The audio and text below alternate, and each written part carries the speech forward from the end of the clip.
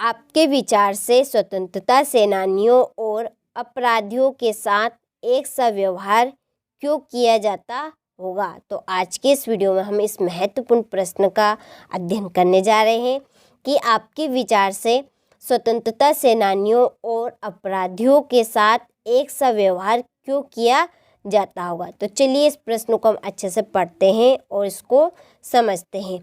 स्वतंत्रता सेनानी ब्रिटिश शासन तथा उनके काले कारनामों का और अन्याय अत्याचार का विरोध करते थे।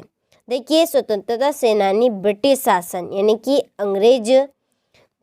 अंग्रेज सरकार तथा उनके जो भी काले कारनामे थे और अन्याय अत्याचार का विरोध करते थे, जो वहाँ किसानों पर और व्यापारियों पर अन्याय करते थे, अत्याचार करते थे, उसका स्वतंत्रता सेनानी विरोध करते थे।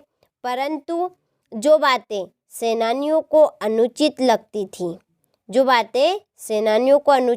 थी, यानी कि गलत लगती थी, वे ही बातें ब्रिटिश शासन के कानून थे। वही बातें ब्रिटिश शासन की क्या थी? कानून थी।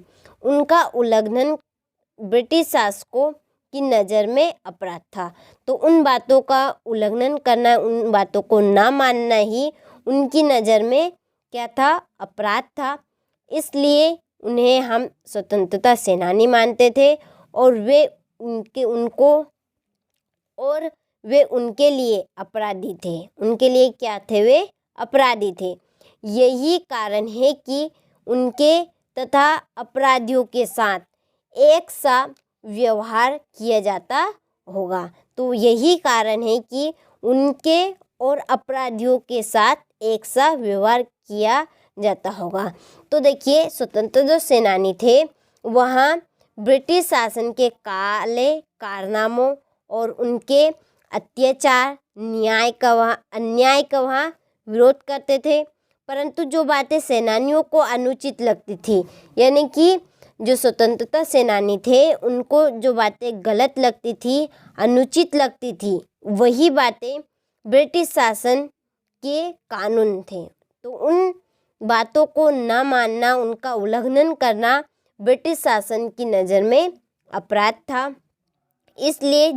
इसलिए हम स्वतंत्रता सेनानी मानते थे और वे उनके लिए अपराधी थे, क्योंकि उनके कानून ना मानना ये अपराध होता है, उनकी बातों का उल्लंघन करना।